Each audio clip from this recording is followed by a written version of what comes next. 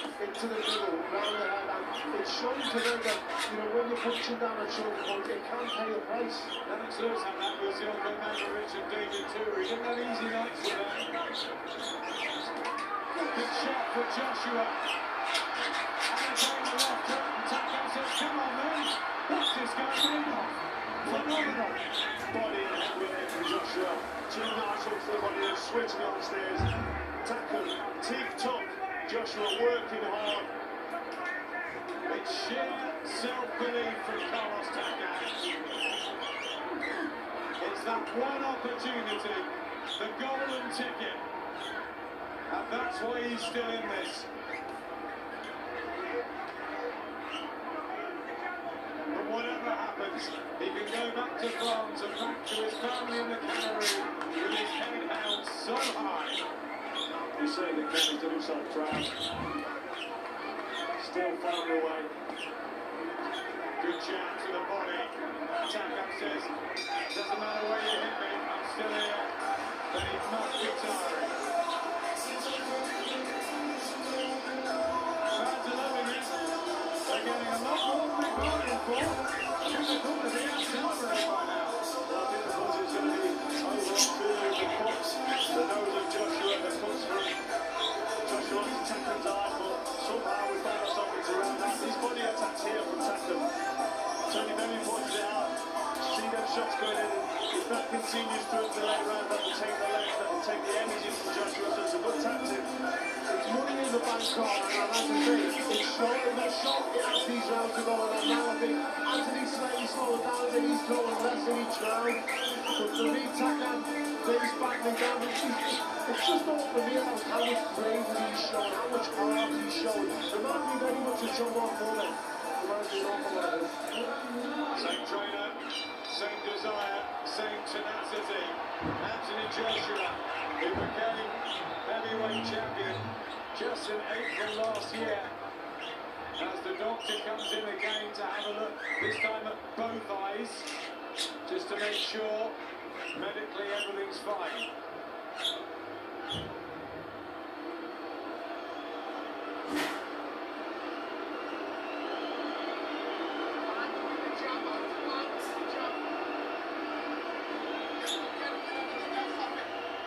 He's having a word with the referee. It's a long word. Dr. Ashwin Patel. And maybe it's a final one. But the fight goes on, much to the delight of everybody who's enjoying this one. Joshua, who's defended against Dominic Brazil, Eric Molina, and Klitschko, is having a real grueling affair with the unheralded Carlos Takam, but those in the train knew how tough and determined he was. It's known on the scene, Adam, how to be going as long as he did with Povetkin on foreign shores, going there with Joseph Parker, toe-to-toe for 12 rounds. He's always in shape, he's a brilliant fighter, as we've seen him on the scales. Fantastic, a proper heavyweight. Look at the size of his legs, Adam, all the way down. Short, thick, he's a good, solid heavyweight, and Anthony's finding out tonight. And this is great work for Anthony Joshua. He's wins around now, he's had some great work, rounds in the bank at this level. On this occasion, he's breathing heavy now, Joshua. And he's won every round, but he's not having it all his own way. He's not dictating every second of every round. Takam still light on his feet. Still letting shots go. I mean, Joshua can't switch off here. Jab from Joshua. Will he be thinking of boxing his way home here? Or will he be still aiming for the knockout, which, yes, he's had him down, yes, he's had him wobble, but no real signs. I think Joshua will box his way through the first couple of minutes, and then if he feels like letting a barrage go in and trying to get the stoppage, he'll do that towards the end of the round, because then he's got a bit of recovery. That's usually a tactic of good right hand from Takam, but Joshua not really bothered now by the power of the punches from Takam. 27 knockouts in his 35 wins, Carlos Takam. He's not a powder puncher. And maybe late on, but he's starting to rev up some of these hooks. And Joshua just a bit static in the middle of the ring. He's not throwing much, and Takam's having a go here. The jab from Anthony Joshua is really affecting Carlos Takam.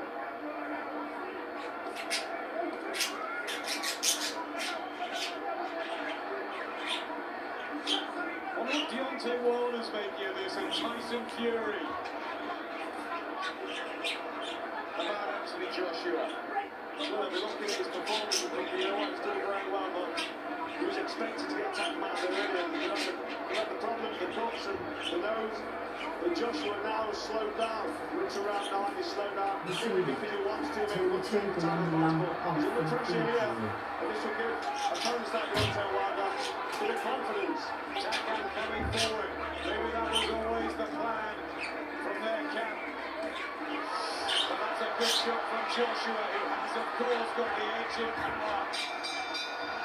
That was a lovely left hook there. That tackle ball that landed clean on the short tackle. It was really tough. Shows amazing amount of durability by Carlos Takam here tonight.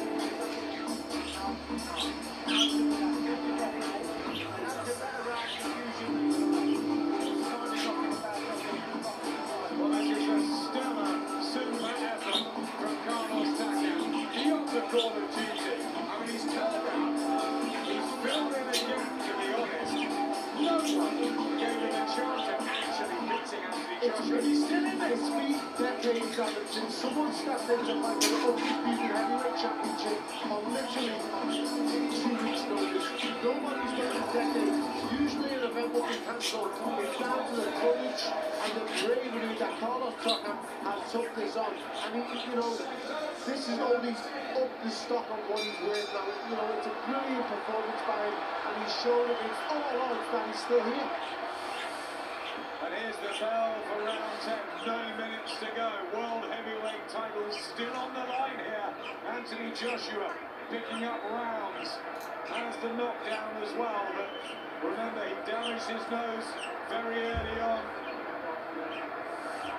And Carlos Takam, who's fought with bad cuts to both eyes, but it has not stopped him rolling on. And he still is coming to Joshua. He just looks down at you at ringside there, Carl, as if to say, wow, this guy is giving it everything and I'm in a fight. When he looked down and maybe thought to himself, he's still coming forward, he's still swinging away. It's not a big problem for Joshua, but he's breathing heavy now. He's feeling the pace of these rounds. He's worked a lot, he's done a lot of work, and this guy Takam is still coming for him. He's opening up now, Takam, and that might pose an opportunity for Anthony Joshua to land one of that big shot. Let's not forget, Anthony Joshua can end the fight in a split second with one big shot. Carlos Takam does not have that same, you know, punch in his arsenal, so don't be surprised if we see the end. Good uppercut. Again, the big thick legs of Carlos Takam did a dance. And he stands upright for him. It's going to be a close look now. He's not going to want to see too much sustained punishment because Takam's not going to win this. Anthony Joshua now retains his world heavyweight titles. It is stop. Carlos Takam complains, he bitterly protests. He has been outstanding as a challenger on such short notice, but ultimately it came down to Anthony Joshua's class, punch power, and his freshness that got him through what was a torrid battle. Well, it is a shame he didn't stop when he was. I mean, he was under relentless pressure. Joshua landed some really good, clean shot. But Takam felt he was still in that fight. He felt he was still there with the chance. He came out and started this round fast as well. And he's still complaining, so he's not happy about that stoppage. He wasn't going to win the fight. I think Fred Edwards probably didn't want it. He'd seen the cuts, the doctor had come in a couple of times. He probably thought, you know what, he's done everything he can. And it was maybe the right time. It's a very tough one for the referee now, because yes, Carlos Takam is throwing punches back, but can he win? Was he hit? Yes. Was he out on his feet? No, he wasn't. But it's only going to be more one side, and I'll be honest, there's a potential, you know, you could have got him there. What I'll say is, he's 1 or 2 punches from going to sleep, in my opinion. So for me, he's been safe to fight him with a leg. He was caught with a shot about 20 seconds before that, which really affected the legs. And I think the punishment at this stage, Anthony Joshua gets the job done. It's going to be fascinating to hear from him about the nose, about the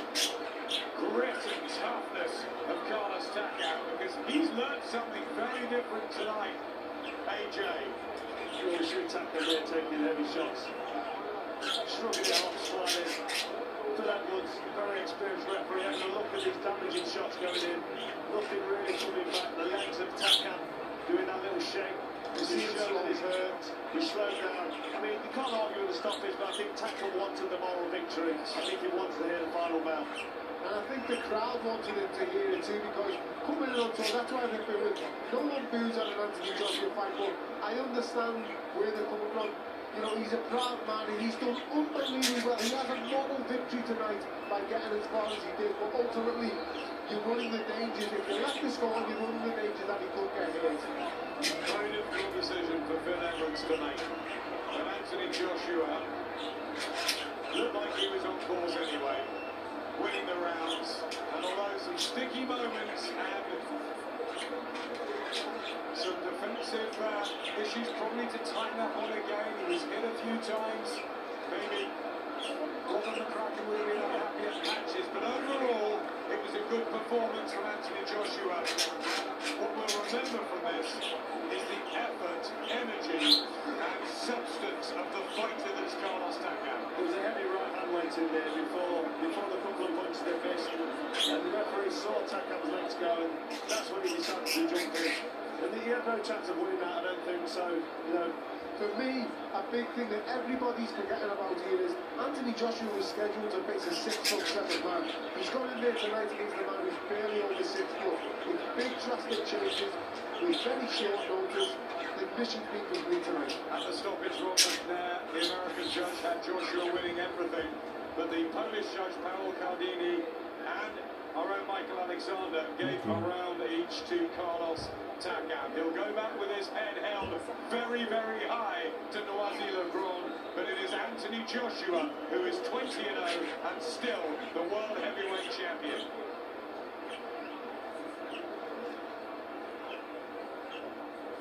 ladies and gentlemen, the end comes at 1 minute, 34 seconds of round number 10.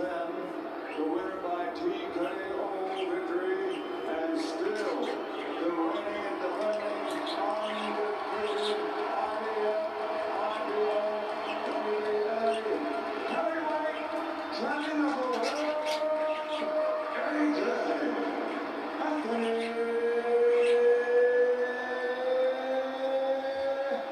Joshua.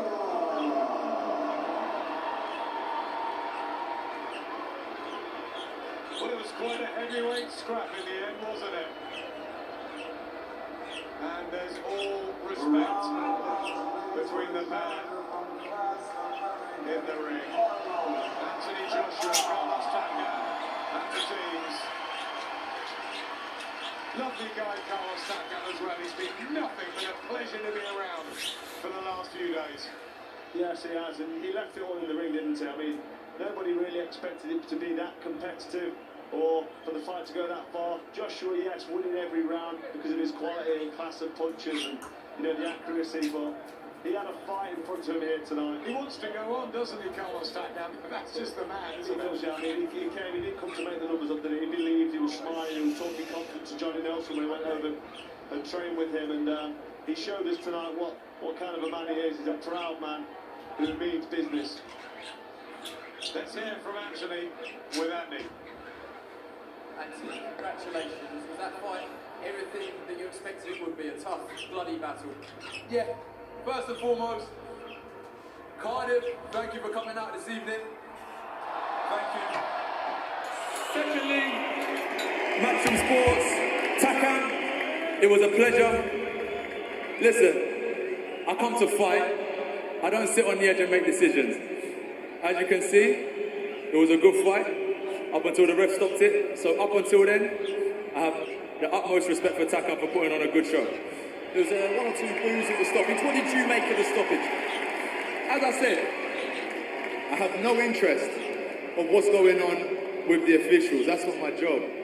My job is to worry about my opponent. I was watching him, I was trying to break him down round by round, and unfortunately, the ref stopped it before I think people want to see Takam unconscious on the floor. Am I right? Okay, so now I understand. And that's where I was trying to get to. 10 rounds, 11 rounds, 12 rounds, we was getting there. But as I said, I didn't have control over the ref decision. So we get the win, and now we're on to a positive 2018. Let's talk about how tough the second round.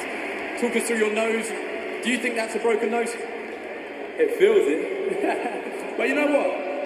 He's like, you know, like Holyfield coming under, popping up. But this is championship fighting, and imagine it broke, I couldn't breathe. You know, he started catching up in the later rounds. It would have been a massive disaster, so I had to keep my cool. And as I said, I've got a few months to heal it up. I'll go and see some good doctors to crack it back in place. And then we continue with training. Was it bothering you at all, and was your stamina affected by it at all? No.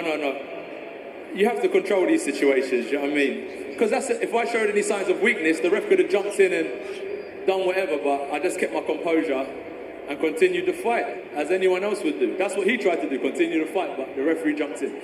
You mentioned 2018. What are your plans? We'll talk to Eddie Hearn later, but what are your plans? What do you want to do? Get my nose cracked back in place, number one. But honestly, continue to grow the sport of boxing. And everyone knows where we're headed. What do people want? That's what I'm interested in. Well, we know that Deontay Wilder is watching on Showtime tonight in the States. Is that a fight that you actively want to pursue? It has to happen. It has to happen, for sure. But I think it comes to a decision where you've got the IBO, the WBA, and the IBF belt, and they have mandatories.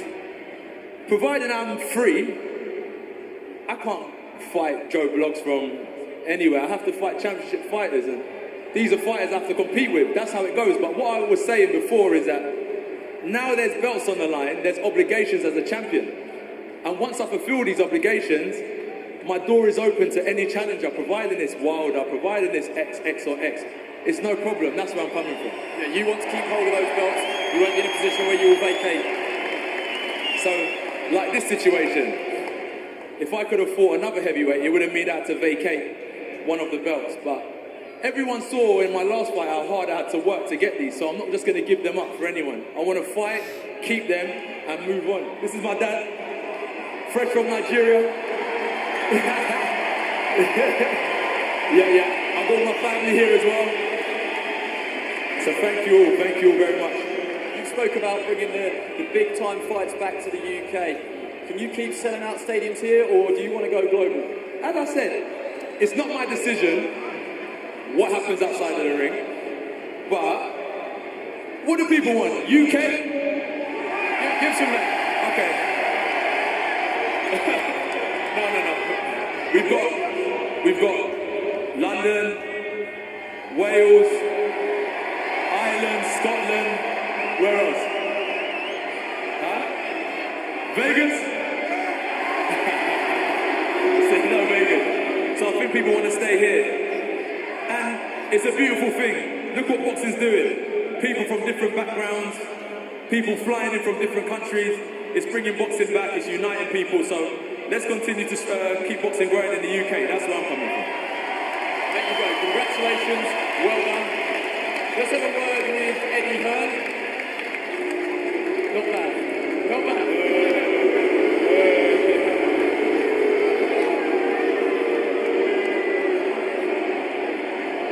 Guys, everyone.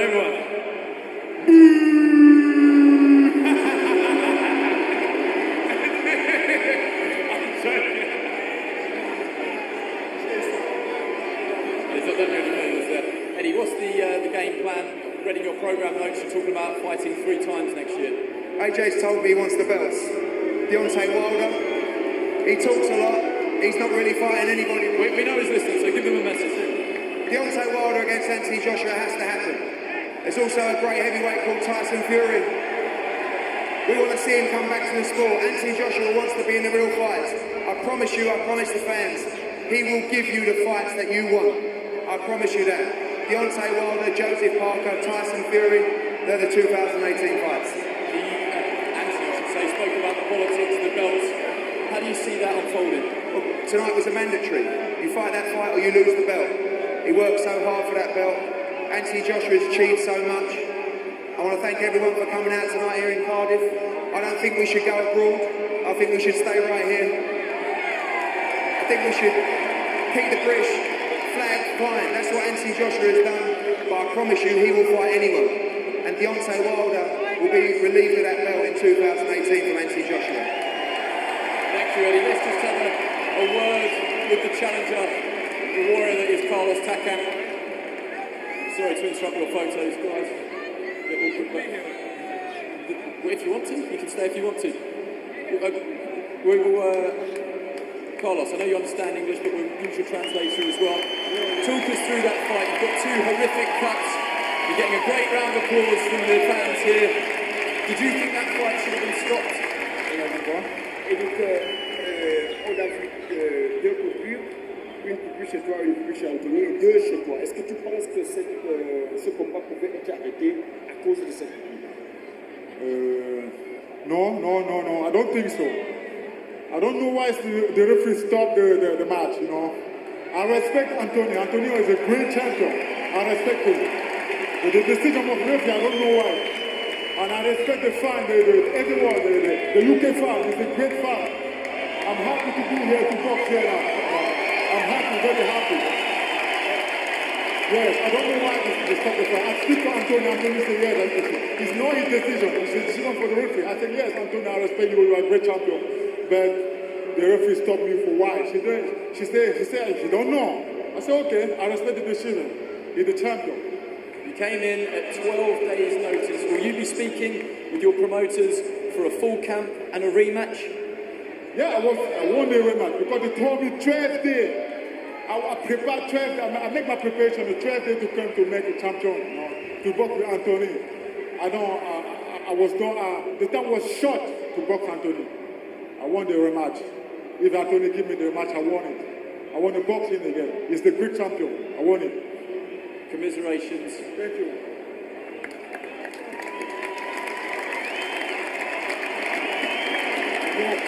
Credit to Carlos Takam taking the fight at 12 days' notice. An impressive performance from him this evening, and it wasn't an easy ride, I think that's fair to say, but AJ's reign at the top continues. Got to talk about the stoppage, Johnny, straight away.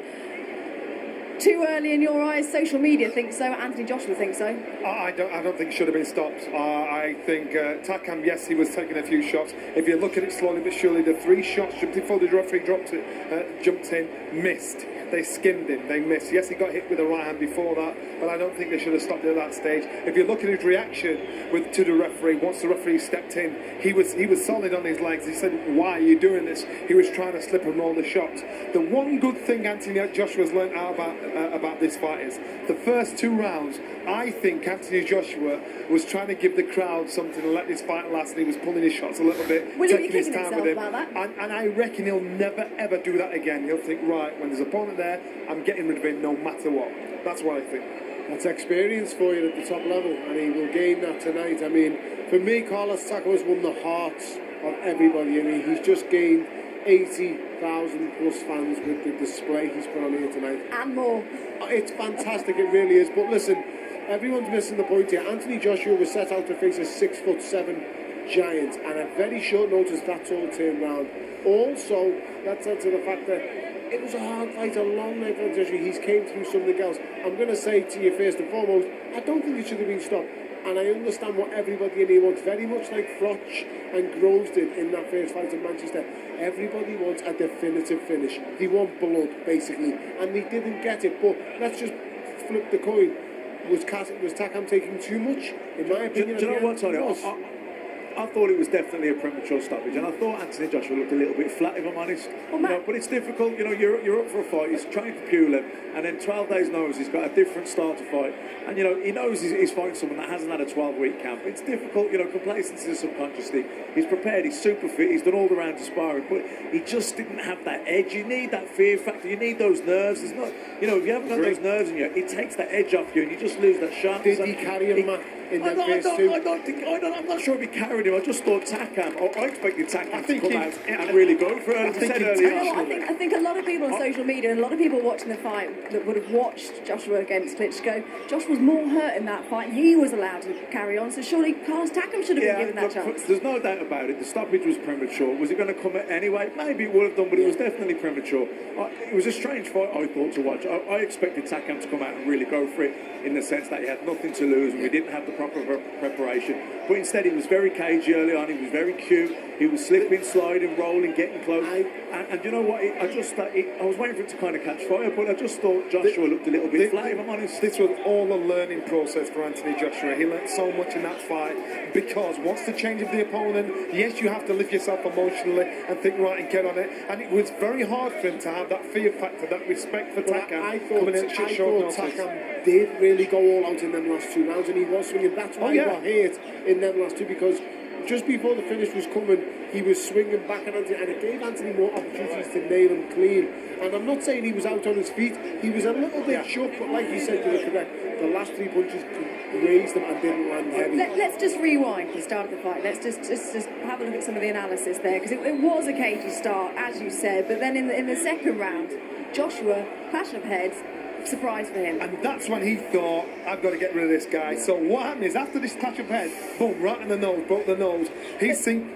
But that is the point, Johnny. You turned to me and you went, that's going to annoy him. This is when he's going to go to town. Exactly. So what happens is, every punch he's throwing at this, after this point, he's trying to take him out of there. But then he realised Takam's cute enough to slip the shots. If you're trying to bomb somebody out with every shot you throw, and you look at him, he's tightening up, he's trying to load up with every shot. He's missing his skimmy, he gets one in. He wants him out of there because now he's thinking, I should not have given a man a chance that shouldn't have one. Johnny's very similar to another fighter who used to train in a very similar pods as Jean-Marc Mormec. There you go. But a little bit cuter on the inside. Jean-Marc Mormec was more face-first. He's got skills. He was crafty. He knew he was slipping. He was rolling on the shots. He was getting close.